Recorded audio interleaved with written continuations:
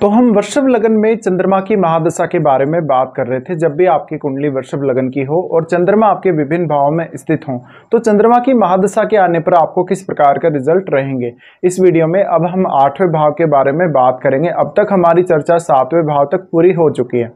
देखिए, वृषभ लगन की जहां तक बात है, वृषभ लगन में अगर चंद्रमा आपके 8वें भाव में स्थित होते हैं तो यहाँ वो अपने मित्र बृहस्पति के घर में स्थित होंगे, धनु राशि में। ऐसा चंद्रमा आपके माइंड को बहुत ज्यादा डीप बनाएगा, आपको बहुत सारे अलग अलग प्रकार के विचार देगा। आपको कोई भी प्रकार का रिसर्च करने के लिए, किसी भी प्रकार का अकल्ट से संबंधित काम करने के लिए या कोई भी जासूसी टाइप का काम करने के लिए ये स्थिति बहुत ज़्यादा अच्छी है। अगर यहाँ बृहस्पति का सपोर्ट भी साथ में मिल जाता है तो आपके लिए बहुत सारा काम इजी हो जाएगा।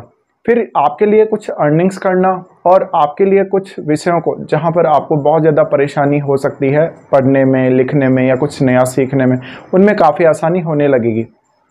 चंद्रमा बेसिकली हमारे इमोशंस को और हमारी भावनाओं को रिप्रेजेंट करते हैं। तो यहाँ पे हो सकता है कि किसी किसी काम को लेकर आप थोड़ा ज़्यादा सोचने लगेंगे कभी कभी, और आपके ऊपर रिश्तों को लेकर भावनात्मक दबाव बहुत ज़्यादा रह सकता है। तो आप अपने प्रत्येक रिश्ते को काफ़ी ज़्यादा सीरियसली लेंगे इस स्थिति की वजह से। साथ साथ में आपका अपनी माताजी के साथ बेहद अच्छा कनेक्शन रहेगा, आपको अपनी माताजी से बेहद फायदा होने के भी चांसेस बनेंगे। अब चंद्रमा क्योंकि आपके चार्ट में तीसरे भाव के स्वामी और तीसरा भाव है कम्युनिकेशन का भाव होने की वजह से इस चंद्रमा की महादशा के दौरान आप बहुत कुछ नया सीखेंगे, बहुत कुछ नया एक्सप्लोर करेंगे और उसको दूसरों के सामने बहुत ही अच्छे से रिप्रेजेंट भी करेंगे। यहाँ स्थित चंद्रमा की दृष्टि आपके दूसरे भाव पर पड़ती है, इसलिए महादशा के दौरान आप बहुत लोगों को अपने ज्ञान से लाभान्वित भी करेंगे। इस प्रकार का चंद्रमा आर्थिक रूप से आपको काफ़ी मजबूत करेगा, लेकिन थोड़ा सा उतार चढ़ाव आपकी लाइफ में जरूर आ सकता है, मैरिड लाइफ को लेकर भी और आपके आर्थिक मामलों में भी। तो थोड़ा आपको यहाँ सतर्क रहना पड़ेगा। अब सबसे बड़ी बात यह है कि चंद्रमा के साथ किन किन ग्रहों का संबंध है वो आपको देखना पड़ेगा। यहाँ पर अगर चंद्रमा के साथ कोई भी यहाँ ग्रह स्थित है तो उसका प्रभाव भी आपको देखना पड़ेगा और उस ग्रह का प्रभाव काफी स्ट्रांगली यहाँ चंद्रमा पर पड़ेगा। लेकिन अगर दृष्टि संबंध है तो थोड़ा कम प्रभाव उन ग्रहों का पड़ेगा चंद्रमा पर। ऐसे में देखिए, बृहस्पति की प्लेसमेंट सबसे पहले तो आपके लिए बहुत ज्यादा महत्वपूर्ण हो जाती है, क्योंकि बृहस्पति चंद्रमा के डिस्पोजिटर हैं और चंद्रमा तीसरे भाव के स्वामी होने की वजह से ऐसा जातक अपने कोई भी स्टडी पर्पस से वो बहुत आगे बढ़ सकता है, अपनी हायर स्टडीज को लेके, या जातक अपनी अर्निंग्स को लेके, धन को लेके काफ़ी ज़्यादा चिंतित रहेगा इस दशा के दौरान। ये 10 वर्ष की महादशा आपकी लाइफ में बहुत सारे बदलाव आपको लगातार देती रहेगी। इन बदलावों को आपको बार बार हैंडल भी करना पड़ेगा। अगर यहाँ राहु या केतु का संबंध हो तो आपको सडनली इनकम में कुछ ना कुछ उतार चढ़ाव आने और कभी कभी धन का नुकसान होने के भी चांसेस रहेंगे। इसके अलावा आपके मन में बहुत सारे ऐसे इनोवेटिव आइडियाज डेवलप हो सकते हैं किसी भी पर्टिकुलर धर्म को लेके, किसी पर्टिकुलर संस्कृति को लेके, या जिस भी विषय में आप रिसर्च कर रहे हैं उसको लेके। यहाँ चंद्रमा स्थित होने से कभी कभी आपके मन में क्या कुछ चल रहा है इसको लोग नहीं पहचान सकेंगे और आपको भी लोग कभी कभी अच्छे से अंडरस्टैंड नहीं कर सकेंगे। चंद्रमा की ये स्थिति दिखाती है कि आप हमेशा ही किसी भी विषय को बहुत आसानी से समझ सकेंगे और उस विषय में कुछ भी नया एक्सप्लोर करना हो तो आप आसानी से कर सकेंगे। लेकिन यहाँ पर क्योंकि चंद्रमा की महादशा में आप मुख्य रूप से अपनी भावनाओं के माध्यम से संचालित होंगे सबसे ज़्यादा, तो अब चंद्रमा के साथ किसी भी ग्रह का संबंध है तो उसी प्रकार से आपकी भावनाओं पर भी प्रभाव पड़ेगा। मान लीजिए यहाँ मंगल का संबंध है चंद्रमा के साथ, या मंगल की दृष्टि हो सकती है या युति हो सकती है। ऐसे में आपके लिए कोई भी काम करना थोड़ा ज़्यादा ईजी रहेगा। लेकिन अब आप मंगल की एनर्जी को कैसे कंट्रोल कर सकते हैं, तो आपको अपनी भावनाओं पर काफ़ी ज़्यादा कंट्रोल रखना पड़ेगा। साथ साथ में आपके मन पर जितना अधिक आप कंट्रोल रख पाएंगे उतना ही ज़्यादा स्टेबिलिटी भी आपकी लाइफ में आएगी। यहाँ पर हो सकता है कि जीवन साथी और जीवन साथी की फैमिली से आपकी एक्सपेक्टेशंस बहुत ही ज़्यादा हो सकती हैं मंगल का संबंध होने की वजह से। हालांकि ये चंद्रमा आपके जो इन लॉज हैं उनके साथ एक अच्छी बॉन्डिंग आपके लिए क्रिएट कर सकता है, लेकिन अन्य लोगों के साथ, अपने परिवार के लोगों के साथ या अपने माता पिता के साथ कभी कभी आप उतने ज़्यादा कंफर्टेबल नहीं होंगे रिश्तों को लेकर और काफ़ी ज़्यादा चिंतित भी आप रहेंगे। चंद्रमा की ये स्थिति दिखाती है कि चंद्रमा पर किसी भी अन्य ग्रह का अगर प्रभाव पड़ता है तो काफ़ी स्ट्रांगली चंद्रमा प्रभावित होंगे। मान लीजिए किसी भी जातक का चंद्रमा अस्त है, इस केस में अस्त होने के केस में आपके लिए स्टडी करना बहुत ज़्यादा आसान होगा, रिसर्च करना बहुत ज़्यादा आसान होगा, कोई भी प्रकार का जासूसी टाइप का काम करना भी आपके लिए उतना ही ज़्यादा आसान होता चला जाएगा।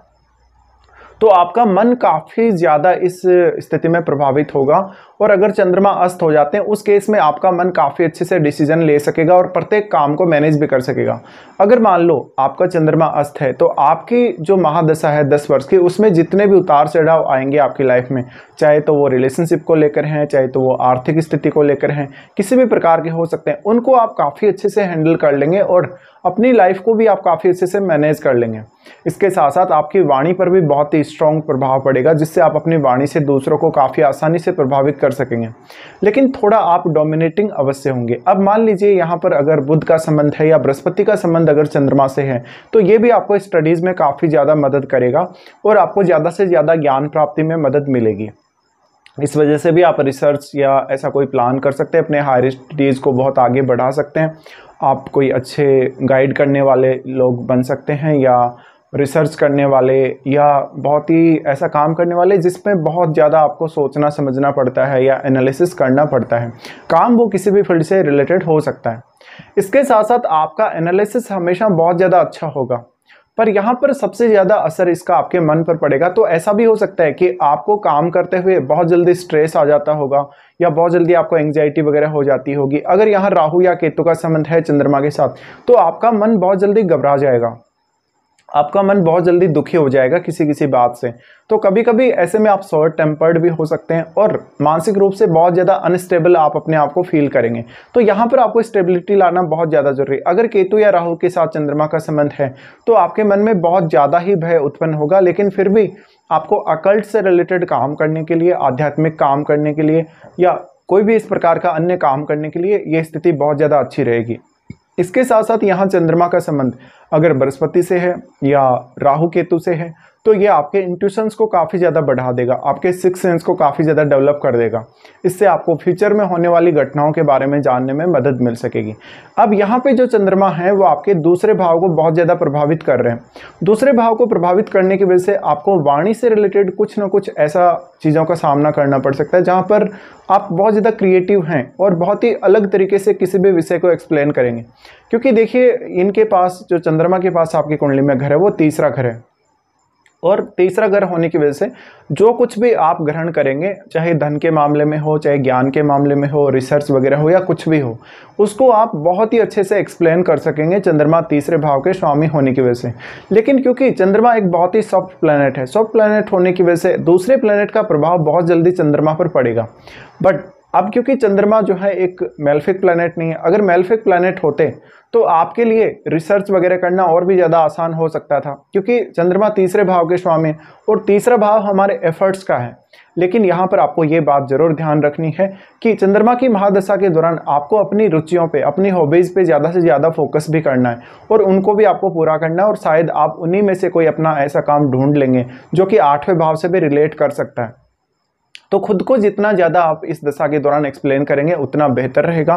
खुद के मन में बहुत सारे आपके विचार उठेंगे, उन विचारों को आप कैसे एडजस्ट करेंगे, उनका कैसे आप यूटिलाइजेशन करेंगे, इसके ऊपर बहुत हद तक आपका जो मेंटलिटी है डिपेंड करेगा। अब यहाँ पे अगर किसी भी क्रूर ग्रह का प्रभाव है, शनि जैसे ग्रह का, राहु केतु जैसे ग्रह का, तो आपका मन बहुत जल्दी घबरा जाएगा। अगर सूर्य जैसे ग्रह का, मंगल जैसे ग्रह का प्रभाव है, बृहस्पति जैसे ग्रह का या बुध जैसे ग्रह का प्रभाव है, तो आपके लिए काफ़ी आसान हो जाएगा काम करना।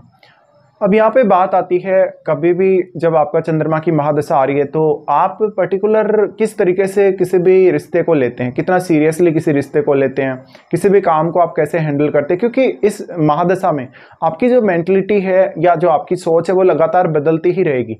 कभी भी आप ये नहीं देखेंगे कि आपकी जो अंडरस्टैंडिंग है या जो आपकी थिंकिंग है वो सेम बनी रहेगी लंबे समय तक। तो आपके लिए बहुत ज़्यादा कभी कभी संघर्ष की स्थिति भी बन सकती है, क्योंकि जब आप अपना विचार बदलेंगे, अपना डिसीजन बदलेंगे, तो आपको काम भी अपना उसी के अनुरूप बदलना पड़ेगा।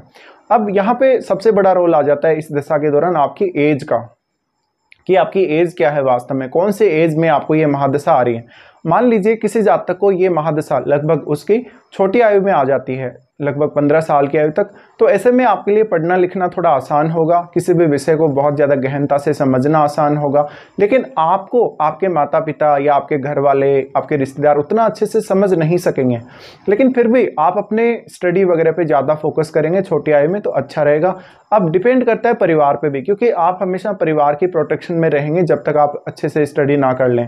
तो ऐसे में परिवार ने आपको कैसा माहौल दिया है, किस प्रकार की आपको सुविधाएं दी है, उनका भी बहुत बड़ा रोल रहने वाला है। और इस दशा का इम्पैक्ट आपके जीवन भर रहने वाला है आपके ऊपर। तो इस दशा में आप जो कुछ भी अनुभव करेंगे, जो कुछ भी लाइफ में नया सीखेंगे, उसका प्रभाव आपको पूरी जिंदगी पर देखने को मिलेगा आगे भी। अब मान लीजिए किसी जातक को ये महादशा लगभग 25 की एज से लेकर 35 की एज तक अगर आती है, तो आपके लिए ये महादशा हैंडल करना काफ़ी आसान होगा। आपको धन की प्राप्ति होना, कोई स्टडी वगैरह में मदद मिलना संभावित है। इसके साथ साथ कोई भी अगर पार्टनरशिप कर रहे हो तो पार्टनरशिप में भी कुछ हद तक आपको गेन होने की संभावना है। 8वां भाव है वो दूसरे लोगों का धन या दूसरे लोगों का पैसा है। तो ऐसे में ऐसा चंद्रमा आपको अन्य लोगों से फायदा दे सकता है और स्टडीज़ में भी काफ़ी ज़्यादा फायदा दे सकता है। पर वास्तव में आप अपनी यंग एज में किसी भी विषय को बहुत ही अच्छे से एक्सप्लोर करने में सक्षम होंगे और बहुत सारी अलग अलग प्रकार की इनोवेटिव बातें जानने में भी सक्षम होंगे। तो आपका स्टडी का दायरा बहुत ज़्यादा लंबा हो सकता है, जो आपको आपके कार्य क्षेत्र में काफ़ी ज़्यादा मदद कर सकता है। फिर मान लीजिए ऐसी दशा किसी को लगभग 50 की एज के आसपास अगर आती है, तो ये महादशा में आप हमेशा मेंटल पीस तलाश रहे होंगे और हमेशा फाइनेंशियल रूप से स्टेबिलिटी अपने जीवन में देखना चाहेंगे, और ये आपको मिलेगी भी। लेकिन यहाँ पर आपको फिर देखना पड़ेगा कि कौन सा ग्रह चंद्रमा के साथ संबंध बना रहा है।